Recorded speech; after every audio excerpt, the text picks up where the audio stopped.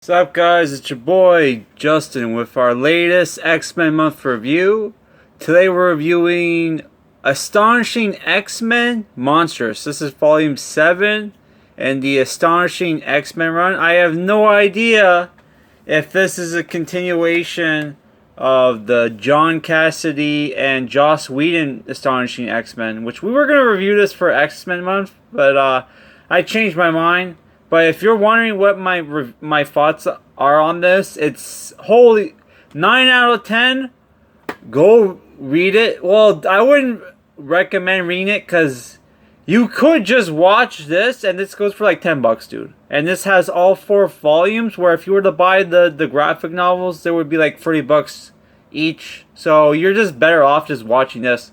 And if you're a fan of like, if this isn't like the early motion comics where they would have like 4 voice actors doing all the voices, you got a decent enough cast members to do all the voices, though. Like, you do have like one or two voice actors doing like separate roles, but it's good. Like, you got it's, the voice acting is good. It's, though it is like, if you listen to voice actors, it's like a mix of like 4Kids voice actors and like Ocean Group voice actors. Like, Ryuk's voice actor from Death Note does the voice of Wolverine, and I think it's Tristan Taylor does the voice of Cyclops. I'm not 100% sure, but yeah. This was Kino, by the way. It was 9 out of 10. So yeah, I guess they were like, man, we need somebody to take over Astonishing X-Men. Can we get Grant Morrison? No. Can we get Mark Millar? Mark Millar? No. Who can we get? Daniel Way. That's who. It's like Daniel Way of all people, man. But like, you know what? I was expecting to hate this, but it was actually pretty good. It was not bad. So like, yeah, this collects Astonishing X-Men 36 through 37, 39, and 41.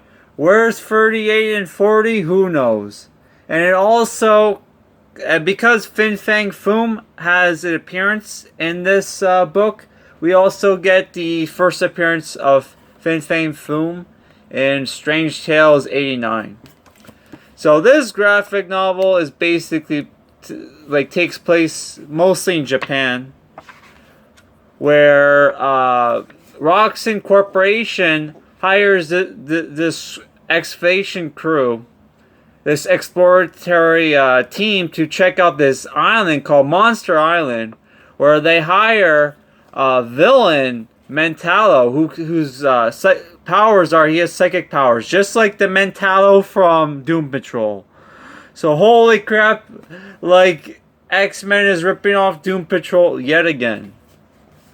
Is anybody shocked? So yeah, they hired this villain to help this team explore this island for resources, right? Only for the super villain to basically, I'll show you.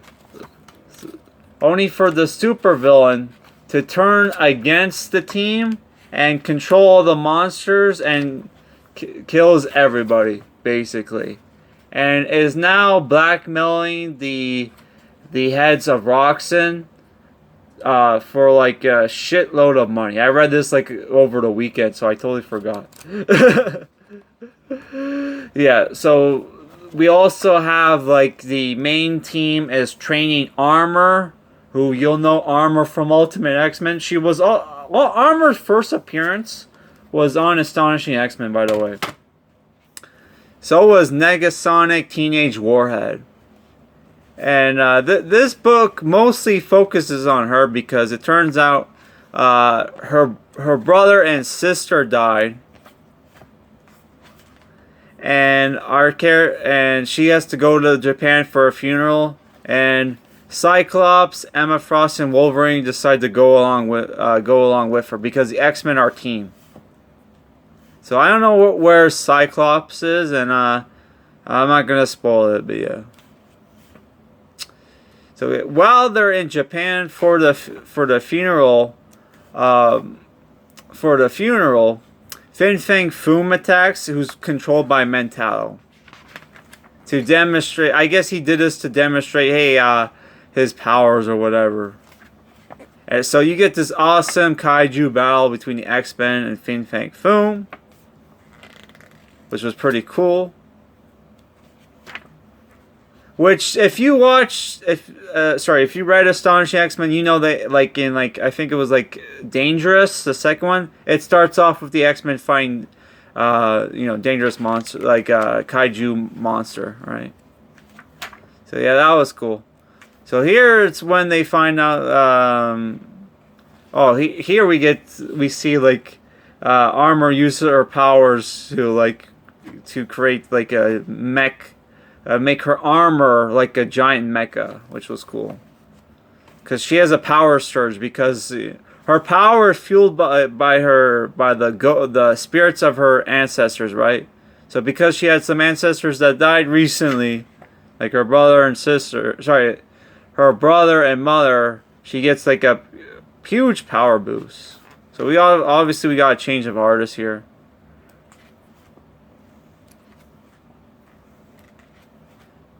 So yeah, we also, at some point, Roxxon told the X-Men about Mentallo. So they were on the way there, only for them to get attacked by Mentallo. Yeah. So, sorry, it's like I said, it's been a couple days since I read it. So, I like this scene where, like, Emma Frost is like, Scott, hand the controls to Wolverine and assume crash protocols, because you're like, she can turn into Diamond and he has a healing factor, so if the crash goes wrong, he's dead, so he has to stay in the back with Armor, only for Armor to protect the whole plane with her power, which she gets knocked out for the rest of the book. So it's up to Cyclops, Wolverine, and Emma Frost to take down Mentallo. There's some really cool monsters here.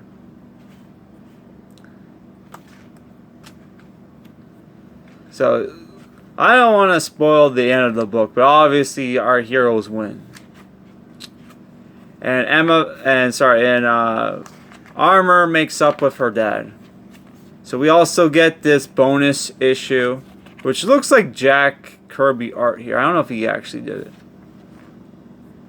So yeah, this issue is about the first appearance of Fin Fang Foom. It takes place in China during their civil war between the Republic Army and the Communist Army, because and the main character is this half Chinese, half American, who's, I guess his mom was American, who is like an archaeologist who's studying on Fin Fang Foom, and his dad thinks he's a coward because he's not fighting in the war along with his brother. So he read some ancient manuscript about how these tribesmen have Fin Fang Foom asleep in their temple, and he decides he's going to sneak in there, wake Fin Fang Foom, whatever.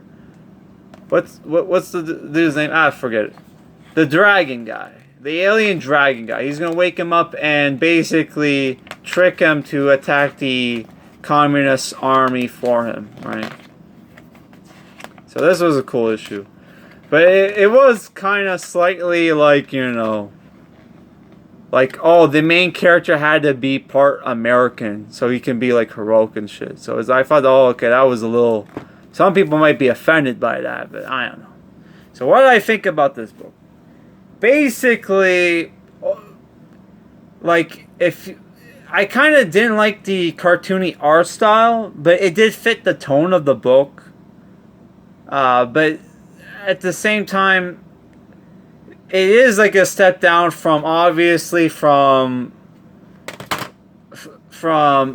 Joss Whedon. But if you read, I should say read, because most people are gonna read Joss Whedon's run on Astonishing X-Men, you're gonna it did fit the tone, because Astonishing X-Men, yeah, it had its serious dark moments, but also had its fun, like lighthearted, funny moments, and also they had the cringy like censored swearing, which oh my god. Overall, it was a fun book, and there was I was surprised that he actually put some thought into the fights, because obviously the X-Men would have a hard time against a giant monster, especially when they didn't have like Beast or like Colossus on the team. But I kind of didn't like, okay, now their most powerful member is like a teenage high school girl. That was a little cringe, but otherwise, I enjoyed the book. Solid read. If you can get it for a cheap price, I would recommend it. 6 out of 10. So yeah, our next X-Men month review is going to be X-Force Necrosha. So we're gonna try to do an X-Men month review every day this week. Bye.